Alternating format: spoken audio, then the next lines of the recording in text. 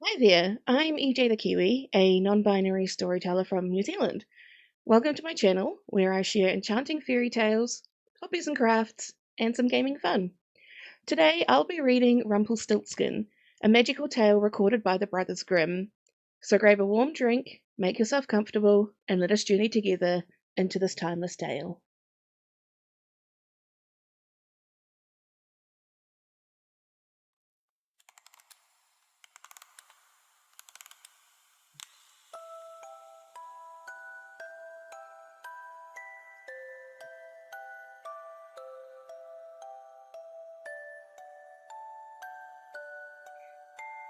Once upon a time, there was a miller who was very poor, but he had a beautiful daughter.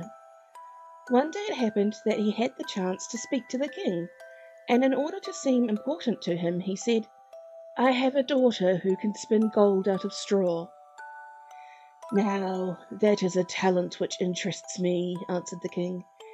"If your daughter is as clever as you say, bring her to my castle tomorrow, and I will put her to the test."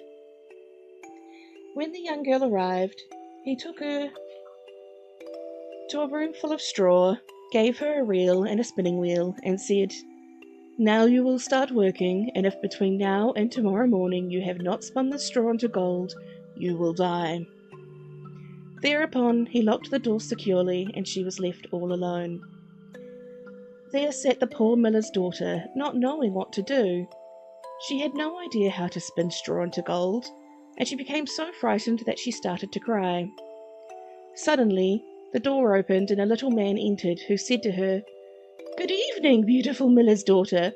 Why are you crying?" "Alas," answered the young girl, "I have to spin all this straw into gold, and I don't know how." "What will you give me if I spin it for you?" asked the little man. "My necklace," answered the girl. The little man took the necklace, sat down behind the spinning wheel, and started to spin, spin, spin. He only spun 3 times, and the reel was full. He replaced it by another one and started to spin, spin, spin. He only spun 3 times, and the second one was full too. He did this all night until dawn broke. So all the straw was spun, and all the reels were full of gold. As soon as the sun rose, the king arrived. When he saw all the gold, he was extremely pleased, but he was a greedy man and wanted more. He took the miller's daughter to another room full of straw, which was even larger than the one before, and ordered her to spin all the straw into gold in one night if she wanted to stay alive. When she was left alone, the young girl started to cry.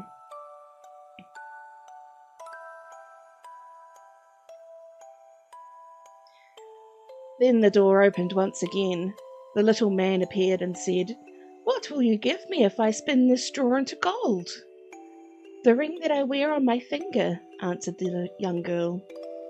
The little man took the ring, sat himself down behind the spinning wheel, and by the next morning he had spun all the straw into sparkling gold.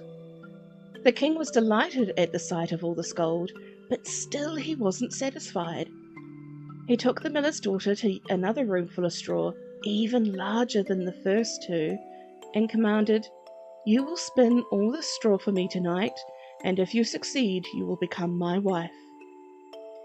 Although she is only a miller's daughter, he thought, I couldn't find a richer wife. When the young girl was alone, the little man arrived again and said, "What will you give me this time if I spin straw into gold?" "I don't have anything more to give," answered the young girl. "Well, promise me your first child if you become queen," said the little man. "That's likely to never happen," thought the miller's daughter.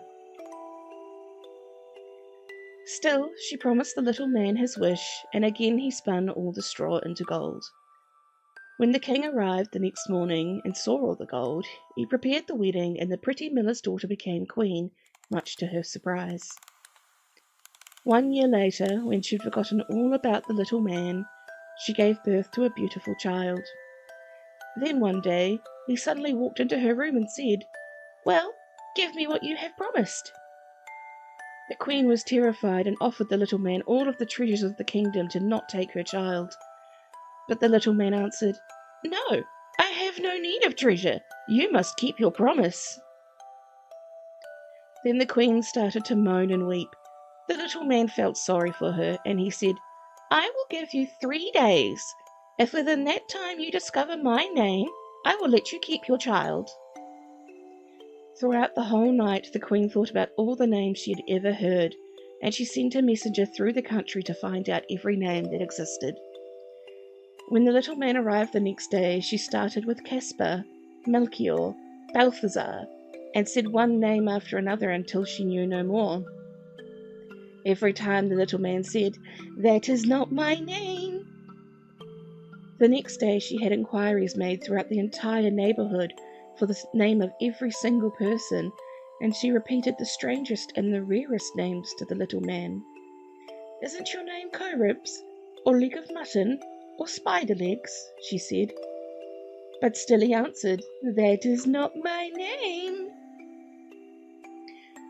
The third day the messenger came back and said he was not able to find any new names. However, he said, when I arrived at a huge mountain at the corner of a forest where the foxes and the hares say good night to each other, I saw a fire burning in front of a little house. A very strange little man was dancing around this fire. He was hopping on one leg and singing, Today I bake, tomorrow I brew beer.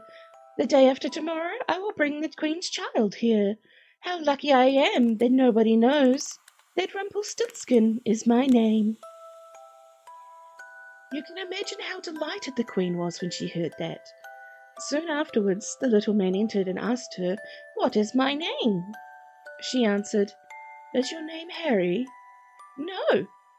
Is your name Bert? No. Then the queen laughed and said, Is your name, by chance, Rumplestiltskin? It must have been the devil who told you that. It must have been the devil who told you that, screamed the little man. And in his rage he stamped his right foot so violently on the floor that he disappeared through the ground and was never seen again. The classic tale of Rumplestiltskin, chosen by Kishu in the previous stream.